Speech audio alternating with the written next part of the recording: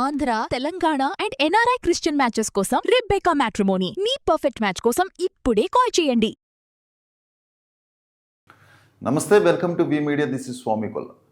ఒకప్పుడు ప్రపంచవ్యాప్తంగా కరోనా మహమ్మారి ఏ విధంగా విజృంభించిందో, ఎంత భయపెట్టిందో అందరం చూసాం. ఇప్పుడు అంతా సమసిపోయింది. కరోనా ఎక్కడా లేదనుకుంటున్న తరుణంలో రాష్ట్రంలో కొత్తగా కరోనా కేసులు నమోదవుతున్నాయి. మందులో 4 కరోనా మరణాలు సంభవించడం ఇప్పుడు తీవ్ర ఆందోళనకు గురి చేస్తుంది. నిజంగా రాష్ట్రంలో మళ్ళీ కరోనా ఎలా ఎంటర్ అయింది, కరోనా కేసులు పెరగడానికి కారణం ఏంటి, అసలు ఎక్కడెక్కడ ఈ కేసులు నమోదయ్యాయో ఒకసారి చూద్దాం. ఆంధ్రప్రదేశ్లో కరోనా మళ్ళీ కలకలం. 13 కేసులు నమోదు, 4 మరణాలు. ఇప్పటి వరకు ఆంధ్రప్రదేశ్లో 13 కరోనా కేసులు నమోదైతే అందులో 4 కరోనా మరణాలుగా నమోదవుతున్నాయి. అలాగే రాష్ట్రంలోని పలు జిల్లాల్లో కొత్తగా కోవిడ్-19 పాజిటివ్ కేసులు నమోదవడంతో ఆరోగ్య శాఖ అప్రమత్తమైంది. కొత్తగా కోవిడ్-19 కేసులు మళ్ళీ ఈ రాష్ట్రంలో వెలుగు చూడటంతో ఆరోగ్య శాఖ అంతా అలర్ట్ అవుతుంది. దానికి సంబంధించి ఇప్పటి వరకు ఉన్న పరిస్థితిని చూద్దాం. జూన్ 26 నుంచి ఇప్పటి వరకు, అంటే గత నెల జూన్ 26 నుంచి ఇప్పటి వరకు రాష్ట్రంలో మొత్తం పాజిటివ్ కేసులు 13 వచ్చాయి. అందులో 4 కరోనా మరణాలు సంభవిస్తే 3 హోమ్ ఐసోలేషన్లో ఉన్నారు. మిగతా వారు మరికొందరు వచ్చి చికిత్సలో ఉన్నారు. అంటే మొత్తం 13 కేసులు వస్తే అందులో 8 ఆల్రెడీ 4 మరణిస్తే ఇంకా 3 హోమ్ ఐసోలేషన్లో వాళ్ళని ఇంటి దగ్గర ఉంచారు. మిగతా వాళ్ళు ఆల్రెడీ ఆసుపత్రిలో చికిత్స పొందుతున్నారు. జిల్లాల వారీగా అసలు ఎక్కడెక్కడ ఏ కేసులు వచ్చాయో ఒకసారి చూద్దాం. కడప జిల్లాలో 8 కరోనా కేసులు వస్తే, గుంటూరు జిల్లాలో 3, విశాఖ జిల్లాలో 1, కాకినాడ జిల్లాలో ఒక్కొక్క కేసు నమోదవుతుంది. అయితే ఇక్కడ వేరు ప్రాంతాల్లో 4 జిల్లాల్లో కేసులు నమోదైనా కానీ ఒకే చోట గుంపులుగా బయటపడలేదు. అంటే ఒక కరోనా ఇంకొకరికి వెంటనే వ్యాపిస్తుంటుంది కదా. ఒక కరోనా వ్యక్తికి వస్తే అది వెంటనే 10 మందికి సోకుతుంది కరోనా, అందుకే హోమ్ ఐసోలేషన్లో పెడతారు. కానీ ఇక్కడ వేరు ప్రాంతాల్లో ఒక్కొక్క కేసు లేదా 2-3 కేసులు వచ్చినా కానీ గుంపులుగా ఒకేసాట 100.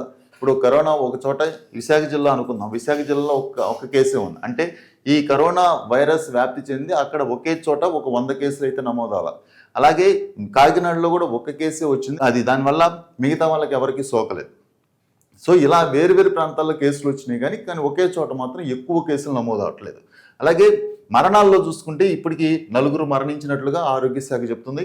ఇందులో కరోనాతో పాటు కేవలం కరోనానే కాదు, ఆల్రెడీ వాళ్ళకి గతంలో కొన్ని ఆరోగ్య సమస్యలు ఉండటం వల్ల కూడా మరణించారు. అందులో కాస్త వయసు పైబడిన వారు అందులో ఉన్నట్టు తెలుస్తుంది. ఇప్పుడు మంగళగిరి ఎయిమ్స్ హాస్పిటల్లో కూడా నిన్న కోవిడ్ కలకలం సృష్టించింది.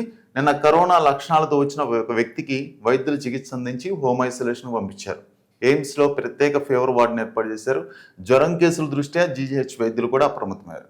ఇప్పుడు ఫీవర్ ఎక్కువ వచ్చే సీజన్, వాతావరణం చేంజ్ అవుతుంది.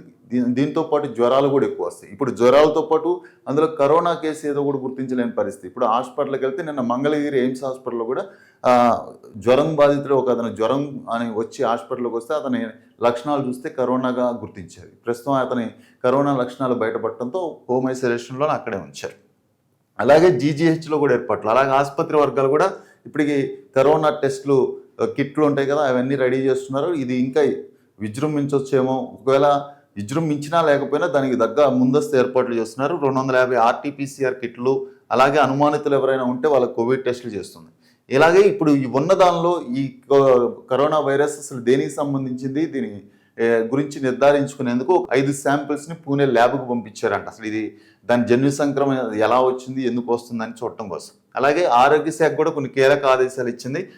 కరోనా లక్షణాలు కొంచెం ఆల్రెడీ కరోనా లక్షణాలు ఎలా ఉంటాయో గత కరోనా సీజన్లో అందరూ చూశారు. సో ఈ లక్షణాల గురించి ప్రతి ఒక్కరికి అవగాహన ఉంది.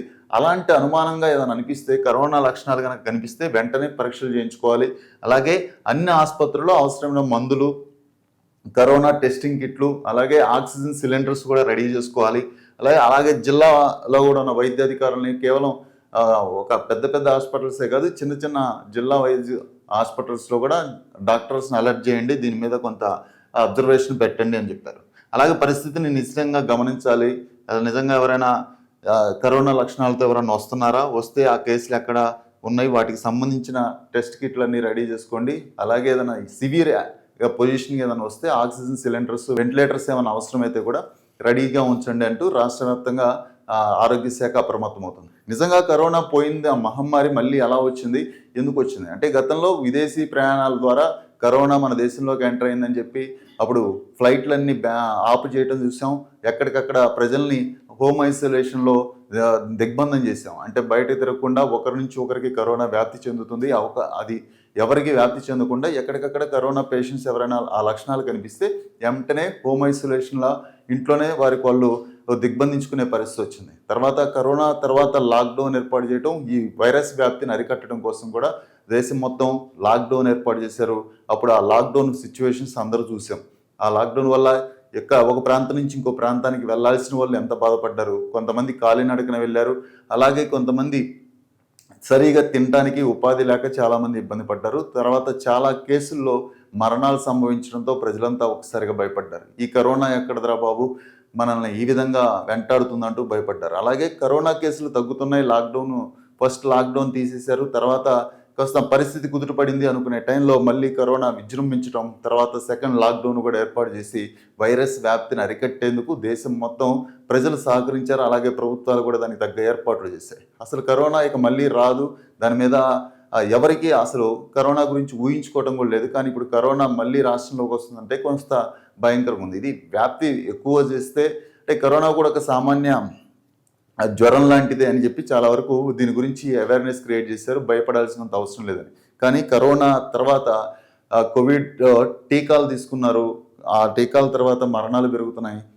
కేవలం దానికి కరోనా వైరస్ కారణమైతే కోవిడ్లో కరోనా టీకాలు తీసుకోవడం వల్ల మరణాలు సంభవిస్తున్నాయి అని చెప్పి కొన్ని ఉన్నాయి. అంటే కరోనా వచ్చిన చాలామంది ఆకస్మికంగా మరణించడం, హార్ట్ అటాక్లు, కుప్పకూలిపోవడం ఇలాంటివి విషయాలన్నీ చూసాం. సో చాలామంది అంటారు ఆఫ్టర్ కరోనా తర్వాత మరణాలు ఎక్కువ జరుగుతున్నాయి. ఇలా అంటే ఎటువంటి అనారోగ్య లక్షణాలు లేకపోయినా కూడా చనిపోతున్నారు, కేవలం ఇది కరోనా ఎఫెక్ట్ అని చెప్పి ఇప్పటికీ చాలామంది అనుకుంటుంటారు. సో కరోనా అనేది సాధారణ లక్షణాలతో ఉంటుంది. అదొక జలుబు, జ్వరం లాంటిదే. సో దానికి పెద్దగా భయపడాల్సిన అవసరం లేదు. కానీ ఇది వైరస్ వ్యాప్తి చెందడం ఎక్కువ. అంటే దీన్ని ఒకరి నుంచి ఒకరికి త్వరగా సంక్రమించే అవకాశం ఉంది. అది మన ఇంట్లో పిల్లలు ఉండొచ్చు, వయసు పైబడిన వారు ఉండొచ్చు, అది కొంతమంది ఈ ఏజ్డ్ పర్సన్స్ తట్టుకొని నిలబడవచ్చు కుర్రవాళ్ళు అయితే. కానీ పెద్దవాళ్ళకి, చిన్నపిల్లలకి కొంత ఎఫెక్ట్ అవుతుంది. కాబట్టి ఆ వైరస్ కనుక, ఆ లక్షణాలు కనుక కనిపిస్తే వెంటనే డాక్టర్ని సంప్రదించి దానికి సంబంధించిన మనమే కట్టుదిట్టమైన అంటే ఇంకొకరికి వ్యాపించకుండా మనం చర్యలు తీసుకోవాల్సిన అవసరం ఉంటుంది. అప్పుడే మనం మరొకరికి కరోనా వైరస్ వ్యాప్తి చేయకుండా అడ్డుకట్ట వేయగలం.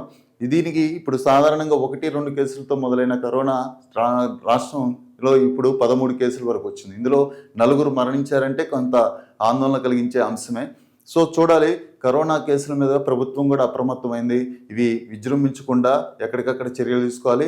అలాగే మనకు కూడా ప్రజల్లో అవగాహన, ఆల్రెడీ కరోనా మీద మన అందరికీ అవగాహన ఉంది. మనం గతంలో ఆ కరోనా ఎఫెక్ట్ ఏంటో, దాని ప్రభావం ఏంటో అందరం చూసాం. చాలామంది ఆప్తులను కోల్పోయారు కరోనా వల్ల, సడన్గా చనిపోయిన వాళ్ళు ఉన్నారు. ఆ బాధంతా మనం ఫేస్ చేసి ఉన్నాం. కాబట్టి ఇప్పుడు కరోనా లక్షణాలు కనిపిస్తే స్వచ్ఛందంగా మనమే టెస్టులు చేయించుకొని మనమే హోమ్ ఐసోలేషన్లో ఉండాలి. అలాగే ఆ వైరస్ని వ్యాప్తి చేయకుండా మనకు తగ్గ ప్రయత్నం మనం చేయాల్సి ఉంటుంది. ఇది ఇవాళ వీడియో. నెక్స్ట్ వీడియోలో మళ్ళీ కలుద్దాం. Thank you very much.